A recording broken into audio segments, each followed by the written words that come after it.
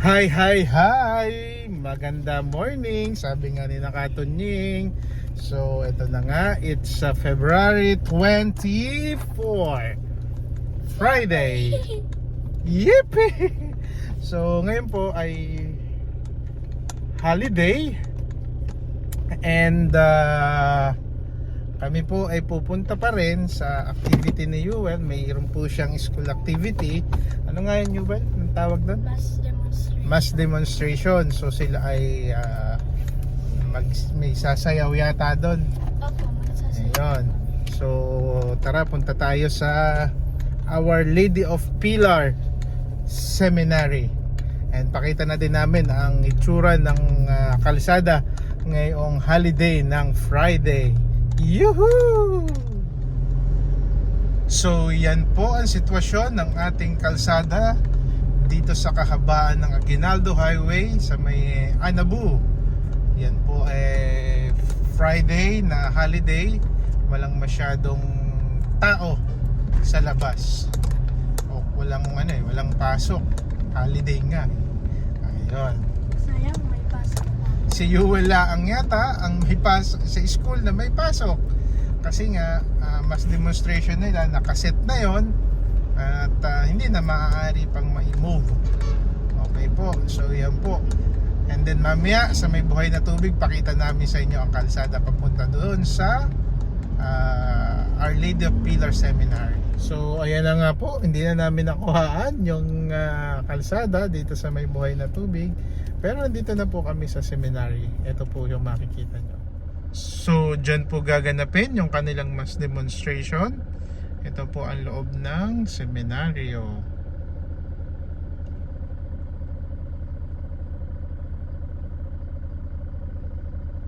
Ayan.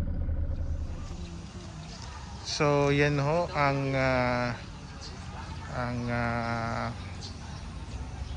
loob ng seminary. Yan. And sina Yuel ay naandyan na ho sa loob niyan ng gym. So yung mga parents hindi pa daw pwedeng pumasok kasi nag-aayos pa sa loob. So waiting kami ngayon dito. Yan po yung mga parking. Yan. At ito ang kaganapan dito sa loob ng gym.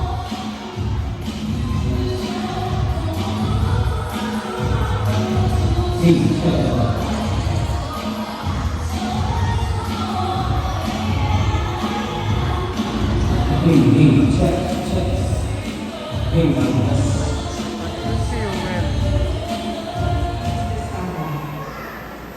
rise.